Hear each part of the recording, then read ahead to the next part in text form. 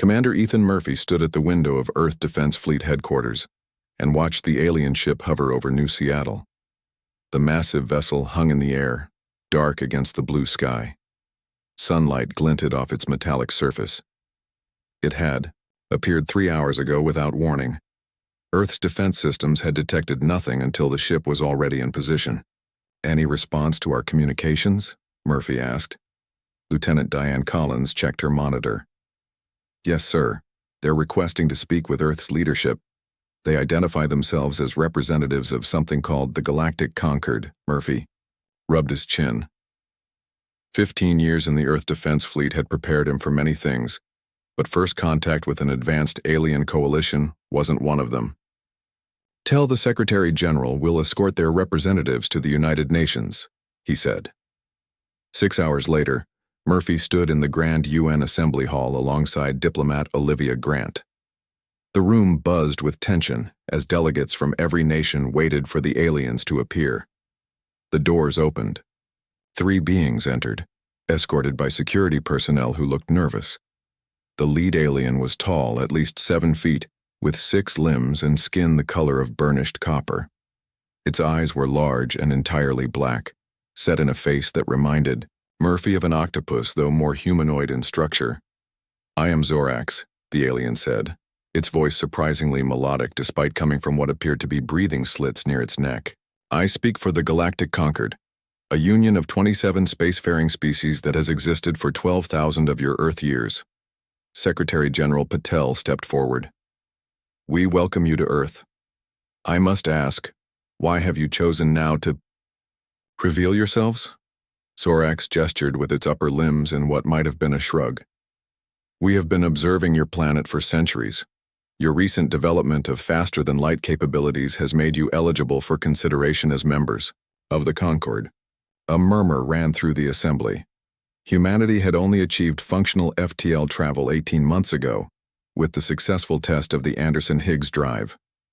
"This is a historic opportunity," Zorax continued. "The Concord offers knowledge, trade, and protection to its members. However, there are conditions to your acceptance." "What conditions?" Olivia Grant asked, stepping forward.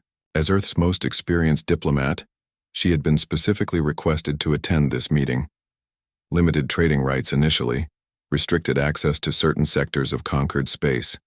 Technology sharing will follow strict protocols, Zorax explained. "These are standard procedures for new species." Murphy noticed the 2 aliens behind Zorax exchange glances. Something felt off about this explanation. "These seem like significant restrictions," Grant observed. "Other new members face the same limitations?" Zorax's skin rippled slightly, a motion Murphy couldn't interpret. "Most receive similar guidelines, though each species is evaluated individually." "Based on what criteria?" Murphy asked, speaking for the first time. Zorax turned those large black eyes toward him. "Many factors: history, cultural development, technological advancement." A pause. "Potential risk assessment." "Risk?" Secretary General Patel repeated. "Your species has a concerning history of aggression," Zorax said finally. "The Concord values stability and peace above all. Your wars, your conflicts, they give some members pause." The room fell silent. Murphy felt a flash of defensiveness, but he couldn't deny the truth in the alien's words. "We've made mistakes," Grant acknowledged. "But we've also made progress. The last global conflict was decades ago." "By your standards, perhaps," Zorax replied. "By Concord measurements, you were engaged in planetary violence yesterday." Murphy and Grant exchanged looks. Humanity was being judged by standards they hadn't even known existed until today. "A delegation will be welcomed aboard our diplomatic vessel tomorrow," Zorax continued. "There, we will begin formal discussions about Earth's potential membership. Choose your representatives carefully." As the aliens departed, Murphy turned to Grant. "They're afraid of us, aren't they?" Grant nodded slowly. "And I'm not sure they're wrong to be." 6 months had passed since first contact. Commander Ethan Murphy now found himself aboard the massive Concord station called Harmony Nexus. The station was a marvel of engineering, A spinning wheel nearly 20 miles across that housed representatives from all 27 species of the Galactic Concord. Murphy served as military attaché to the human diplomatic mission. He walked beside diplomat Olivia Grant through the wide corridors of the diplomatic sector. The hallway was filled with beings of all shapes and sizes. Some floated in personal gravity bubbles. Others moved on multiple legs or glided on cushions of what looked like living slime. "Have you noticed how they all move away when we approach?" Murphy asked quietly. Grant nodded. "I've been keeping track. Most species give us at least 3 extra feet of space compared to how they interact with each other." A tall bird-like alien with brilliant red feathers stepped quickly to the side as they passed. Its eyes followed them with what Murphy had learned to recognize as nervous caution. "They're afraid of us," Murphy said. "It makes no sense. Most of these species could tear us apart with their natural weapons. It's not our physical capabilities that concern them," Grant replied. "It's our unpredictability." Their guide waited for them at the entrance to the council chambers.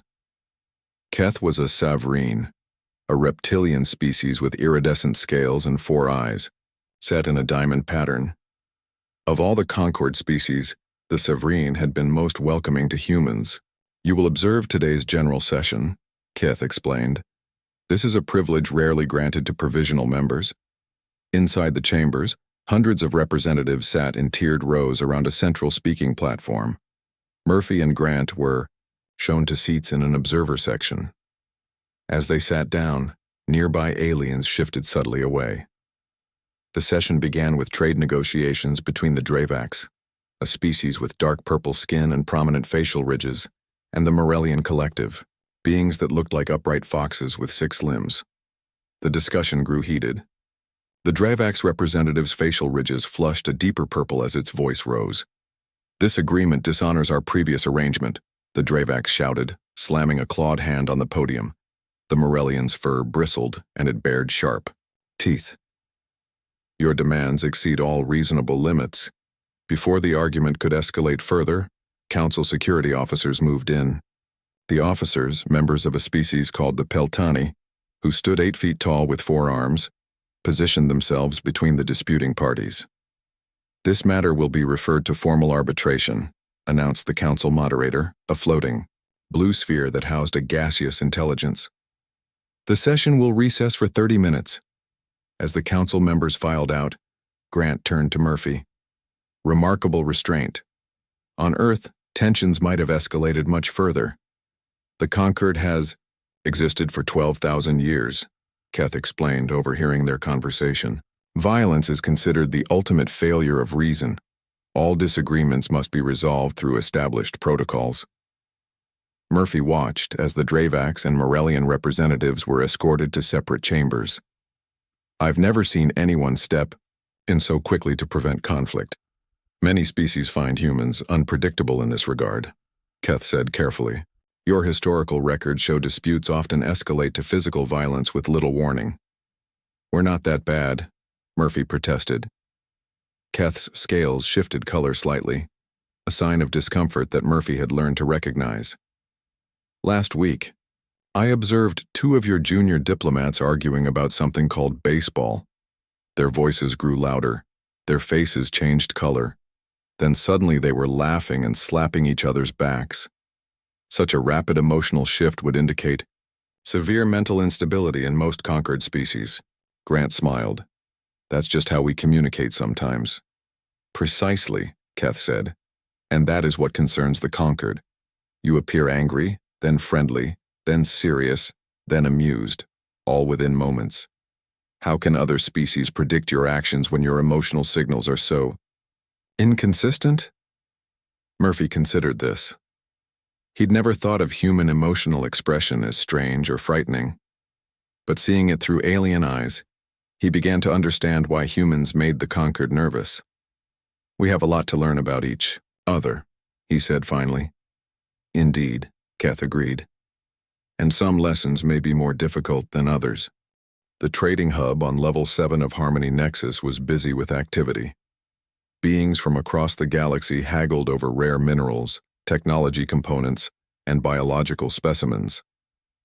Junior diplomat Alan Harper sat at a negotiation table with representatives from 3 conquered species. Harper was new to the human diplomatic team, having arrived on the station just 2 weeks ago. Commander Murphy watched from a distance. Part of his job was to monitor these first trade negotiations.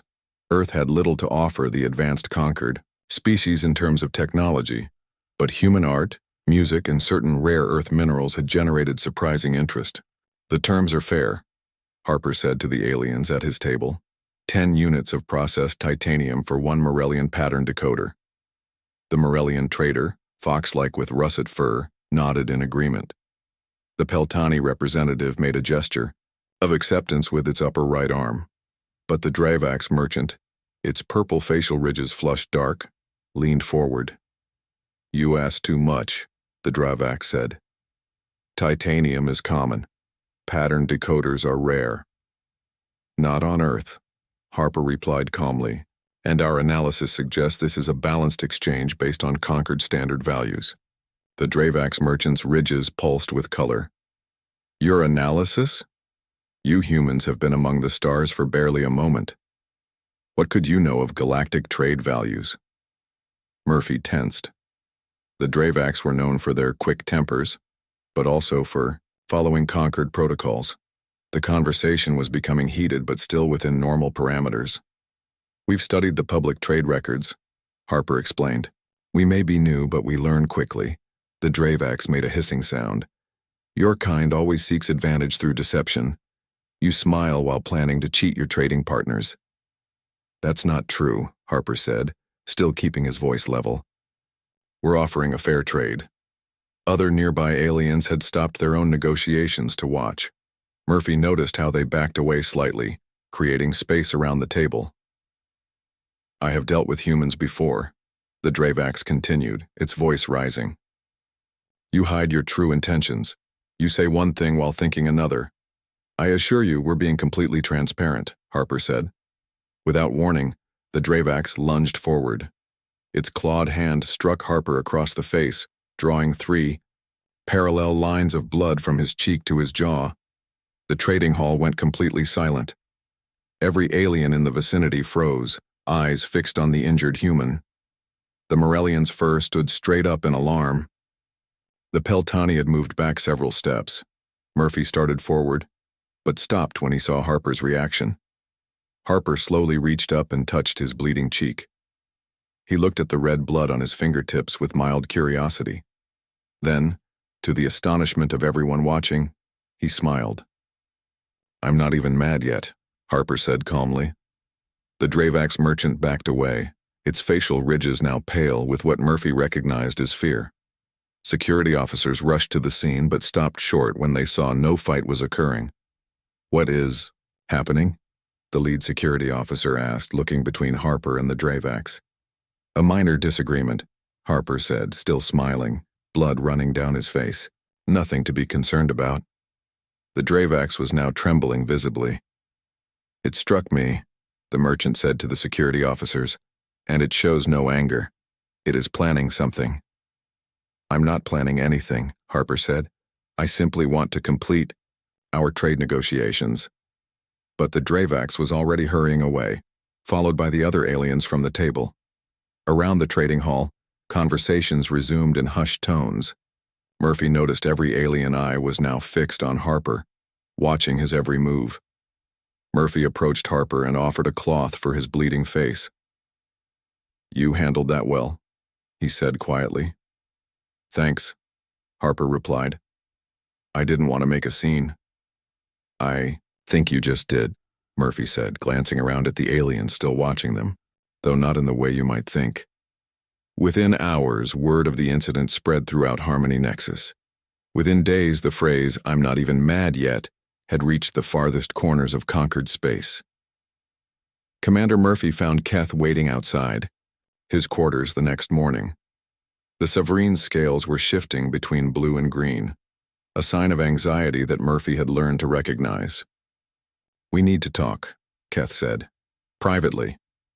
Murphy invited the alien into his room and offered him a seat. Keth perched on the edge of a chair designed for human use, his tail curling around one leg. Is this about yesterday's incident? Murphy asked. Yes, Keth said. You don't understand what your diplomat has done. Murphy frowned. Harper handled himself well. He didn't retaliate or escalate the situation. That's precisely what terrifies everyone, Keth said. His 4 eyes blinked, in sequence another sign of distress. Most conquered species have clear physiological indicators of anger. Color changes, scent releases, posture shifts. These signs serve as warnings, allowing conflicts to de-escalate before violence occurs. And humans don't have these? Murphy asked. You have subtle cues, but nothing as pronounced as other species, Keth explained. More importantly, you can completely mask your emotional state even while planning violence. Murphy thought about this. So when Harper said he wasn't mad yet, it suggested he might become mad later, with no warning, Keth finished. The phrase has already spread throughout the station. The Dravax delegation has requested additional security. 3 species have postponed meetings with humans. This is ridiculous, Murphy said. Harper was being honest. He wasn't angry. That's what you say, Keth replied. But how can anyone know? In conquered society, emotional transparency is the foundation of trust. A being who can hide their true feelings is deeply unsettling. Murphy paced his small quarters. So we're being judged for having good emotional control? You're being feared for it, Keth corrected. Think about it from our perspective. A human is physically attacked. Blood is drawn. Yet they show no anger, no fear, no pain. Only a smile. And a calm statement that they are not mad yet. This suggests a level of emotional compartmentalization that most species find deeply disturbing. It's just how we are, Murphy said. Humans have always valued emotional control in certain situations, and that is what makes you dangerous in the eyes of many, Keth said. A predator that announces its anger is following expected behavioral patterns. A predator that remains calm after provocation is unpredictable and therefore far more dangerous. Murphy stopped pacing. Wait, predator? Keth's scales flushed red briefly. I should not have used that term. But yes, humans are classified as predator species in conquered biological records. Your forward-facing eyes, your teeth, your hunting. History, these traits are recognized across the galaxy. But so are many other species, Murphy protested. True, Keth agreed. But few combine predatory traits with your level of technological advancement and your capacity for emotional masking. It is an unsettling combination. Murphy sat down across from Keth. So what happens now? The Conquered Council has called a special session to discuss the incident, Keth said. Some factions are using it to argue for additional restrictions on human activities. Because of one minor confrontation? Murphy asked in disbelief. Because of what that confrontation revealed about human nature, Keth replied. Or rather, what many believe it revealed. Murphy leaned forward. And what do you believe, Keth? The Sovereign was silent for a long moment. I believe there is much more to humans than most of my colleagues understand. You are complex in ways that fascinate me. But that complexity also makes you unpredictable. And in a society built on stability and predictability, we're a disruptive element, Murphy finished. Yes, Keth said simply. The question now is whether that disruption will be beneficial or destructive for the conquered. Murphy thought of Harper's calm face, blood running down his cheek, saying those words that had apparently terrified half the galaxy. I'm not even mad yet. I need to learn more about how the conquered sees us, Murphy said firmly. Can you help me with that? The conquered archives were housed in a separate section of Harmony Nexus. Most areas were restricted to full members only, but with Keth's help, Commander Murphy gained access to the historical records room. The circular chamber was lined with data terminals and holographic displays. What am I looking for? Murphy asked as Keith activated a terminal. Conquered observations of Earth, Keth replied. I have clearance to access basic historical files. The screen filled with alien text that quickly translated to English. Murphy leaned forward, fascinated. The conquered had been watching Earth for centuries, much longer than they had admitted during first contact. This can't be right, Murphy said, pointing to a date. This says Concorde ships were in Earth orbit in 1914. Yes, Keth confirmed. The Concorde has maintained observation posts in your solar system for over 300 years. We withdrew direct observers when your radar technology advanced, but remote monitoring continued. Murphy scrolled through the records, a chill running down his spine. The aliens had watched both world wars, the Cold War, and countless regional conflicts. They had observed nuclear tests, recorded speeches by world leaders, and compiled detailed reports on human behavior. There's so much here, Murphy said. What exactly were they looking for? Signs of cooperation or aggression, Keth explained. The Concorde evaluates all potential member species on their capacity for peaceful coexistence. Murphy opened a file labeled Human Psychological Assessment. What he read made his blood run cold. Deceptive predators? Murphy read aloud. Capable of sustained strategic violence and emotional compartmentalization? This makes us sound like monsters. Keth's scales rippled with discomfort. These are clinical terms. They reflect observations, not judgments. It says here, humans can smile while planning destruction. They can speak of peace while preparing for war. No other known sentient species can so completely dissociate outward behavior from internal intent. Murphy turned to face Keth. This is how you see us? Not how I see you, Keth said carefully. But yes, this is the official assessment of human psychology. Murphy continued reading.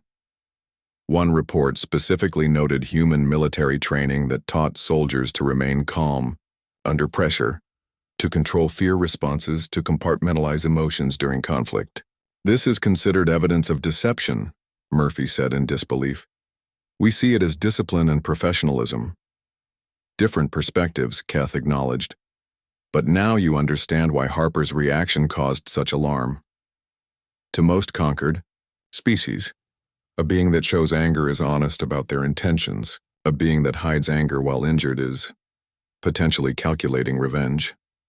Murphy leaned back in his chair. We're not like that.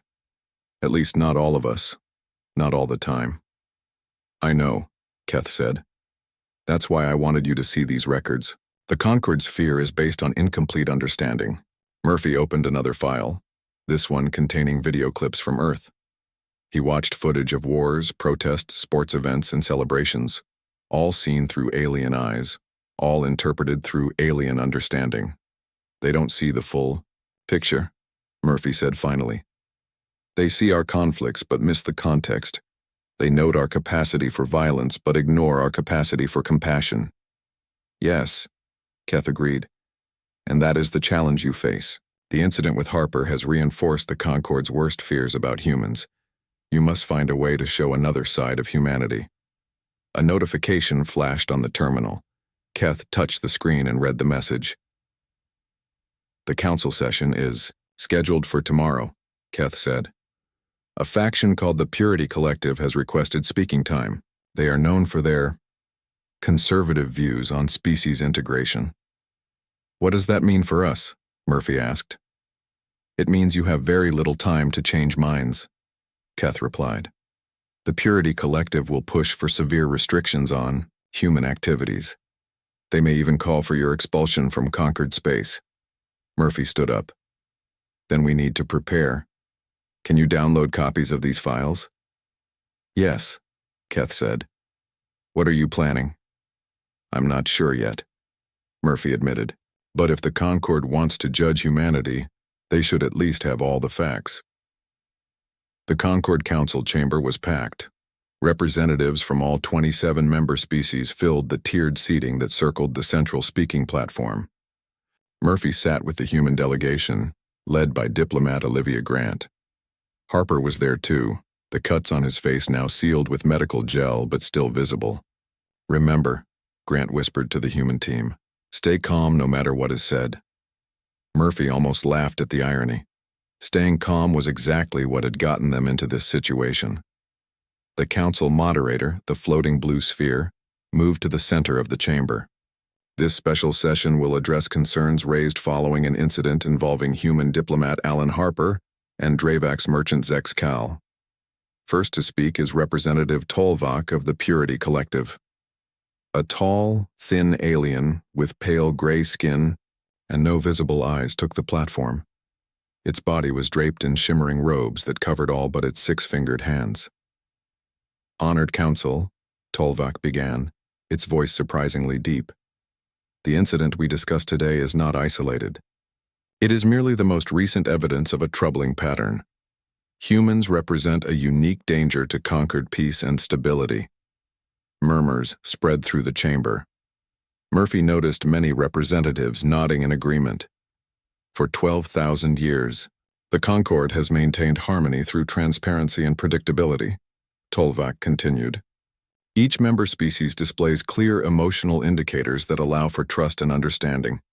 Humans lack these indicators. Worse, they can deliberately suppress or falsify them.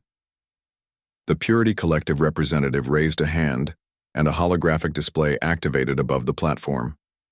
It showed Harper's face from the trading hall incident, blood running down his cheek, a slight smile on his lips.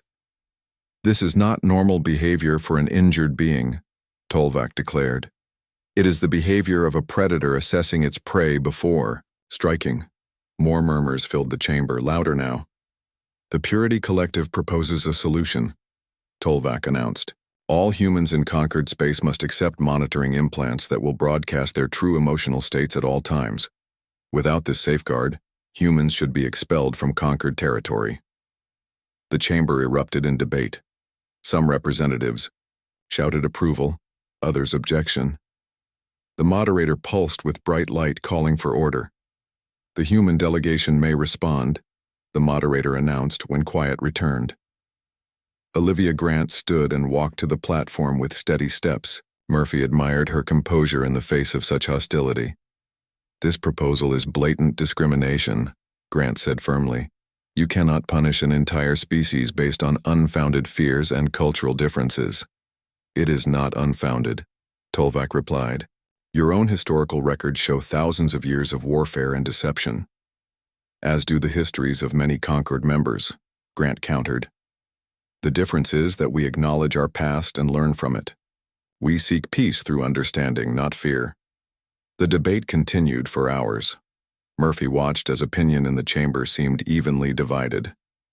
Some species supported the human position, while others sided with the Purity Collective. During a brief recess, Keth approached Murphy with new information. "The Dravak's merchant who attacked Harper," Keith said quietly. "We've discovered a connection. He has financial ties to several Purity Collective leaders." Murphy's eyes widened. "You're saying the attack was planned?"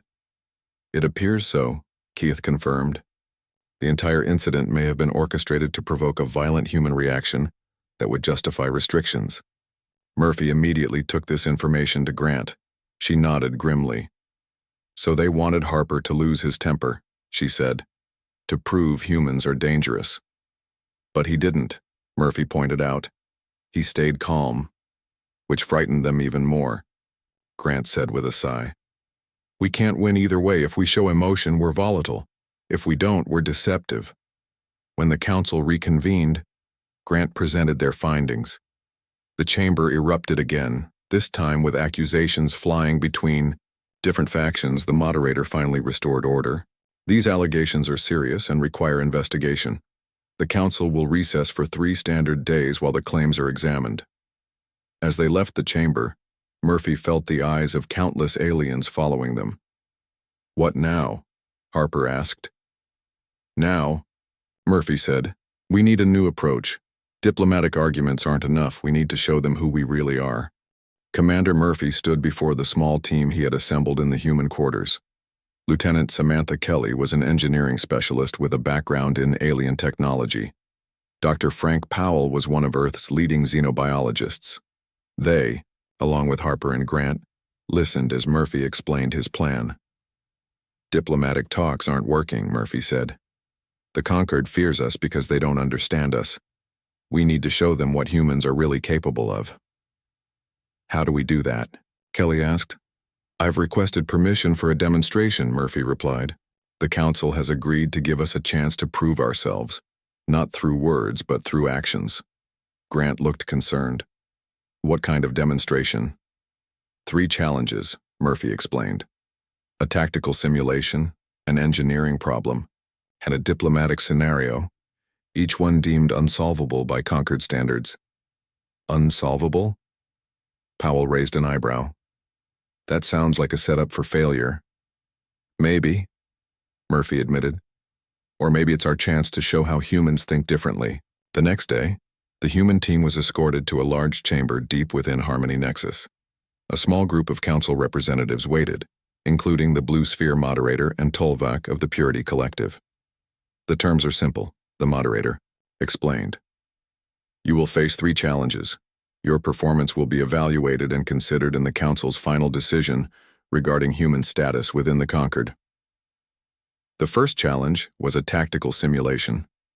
A holographic display showed a space battle scenario where a small fleet was surrounded by overwhelming enemy forces.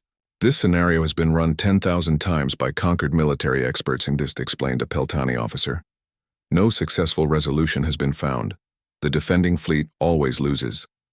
Murphy studied the display, then looked at Harper. You were the top graduate at the Fleet Academy in tactical simulations. What do you think? Harper stepped forward, examining the scenario from all angles. After a few minutes, he began giving orders, moving ships in ways that made the alien observers exchange glances. He's splitting his forces, the Peltani officer said. That's the opposite of standard doctrine. Yes, Murphy agreed. Because standard doctrine fails here. We're trying something else. Harper wasn't forming a defensive perimeter. Instead, he created multiple small attack groups, each targeting different enemy ships in seemingly random patterns. Chaos, Harper explained, when Tolvac questioned his strategy. Your simulations assume rational, predictable responses. I'm introducing uncertainty. To the alien's surprise, the simulation ended with the defending fleet damaged but intact, and the enemy forces retreating. The second challenge was an engineering problem. Lieutenant Kelly faced a damaged power core that was building toward a catastrophic failure. The system cannot be shut down, the Concord engineer explained. The containment field cannot be reinforced. There is no solution. Kelly studied the problem, then asked for tools. Rather than trying to fix the power core directly, she built a secondary system that diverted the energy surge, using the excess power to stabilize the core itself. That's not possible, the Concord engineer said in amazement. You're using the problem to create the solution. Sometimes you have to work with what you have, Kelly replied simply. The final challenge was for Dr. Powell, a diplomatic scenario involving 2 species with fundamentally incompatible biology and beliefs. These species have been in conflict for centuries, the Concord diplomat explained. Every attempted mediation has failed. Powell didn't try to find common ground between the species. Instead, he identified a third party that could serve as an intermediary, allowing the conflicting species to interact indirectly through a compatible medium. When all 3 challenges were complete, Murphy addressed the council representatives. Humans aren't dangerous because we're violent, he explained. We're formidable because we think differently. We see patterns others miss. We combine ideas in unexpected ways. And yes, when threatened, we can compartmentalize our emotions to focus on solutions. Murphy faced Tolvac directly. You've been monitoring Earth long enough to know that we've nearly destroyed ourselves multiple times. But we've also created art, music, literature, and scientific advancements at a pace that outstrips many of your species. We're not asking you to trust us blindly. We're asking for the opportunity to prove ourselves as allies. Silence fell over the chamber as the council representatives considered his words. 1 year after first contact, much had changed. Admiral Murphy, recently promoted, stood on the observation deck of Earth's first conquered embassy. The massive structure floated in orbit above Earth, a symbol of the new relationship between humanity and the Galactic Concord. Hard to believe. It's been a year, said Olivia Grant, now Earth's official ambassador to the Concord. Hard to believe we almost got kicked out of the galaxy, Murphy replied with a smile. Keth joined them at the viewport, his scales shimmering with iridescent blues and greens, colors of contentment and friendship in Severine culture. The council's final vote was closer than you might think, Keth said. The Purity Collective still has strong support in some quarters. But not enough, Grant noted. Our demonstration changed minds. After the 3 challenges, the council had debated for days. In the end, they voted to accept humans as provisional members of the Concord, with fewer restrictions than originally proposed. No monitoring implants were required. Instead, humans agreed to welcome Concord cultural observers on Earth and human ships. The phrase "I'm not even mad yet" had transformed within Concord culture. What began as a terrifying threat had become something more nuanced. Some species now used it as a greeting to humans. Others had incorporated it into their entertainment and art as a symbolic representation of humanity's complex nature. Tja's latest Morellian drama uses your phrase as its title, Keth told them. It explores the concept of emotional control as strength rather than deception. Progress, Murphy said, though I understand some species still avoid us in the corridors. Old fears die hard, Keth acknowledged. But trading partnerships are flourishing. Cultural exchanges have revealed unexpected commonalities. Below them, Earth rotated slowly, oceans and continents coming into view as night gave way to day. The first Concord ships were visible, bringing visitors, diplomats, and traders to humanity's homeworld. Do you know what truly scared us about your species? Keth asked suddenly. Not your capacity for violence, all species have that. What terrified us was your ability to channel your aggression into innovation, to transform conflict into progress. Murphy looked at him. What do you mean? Your history, Keth explained. So many of your greatest advancements came during or after your worst conflicts. Space travel emerged from missile technology, the internet from military communications, medical breakthroughs from battlefield medicine. We're not proud of that connection, Grant said quietly. Perhaps you should be, Keth replied. Not of the conflicts, but of the transformation. No other species we've encountered can so consistently turn destruction into creation, danger into opportunity. Harper approached them, the scars on his face now faded but still visible. He had become something of a celebrity among certain Concord species, particularly the younger generations who found humans fascinating rather than frightening. The Dravax delegation has arrived, Harper reported. Including Zexacal. Murphy raised an eyebrow. The merchant who attacked you? That's surprising. He requested the assignment, Harper said. Apparently he wants to understand humans better.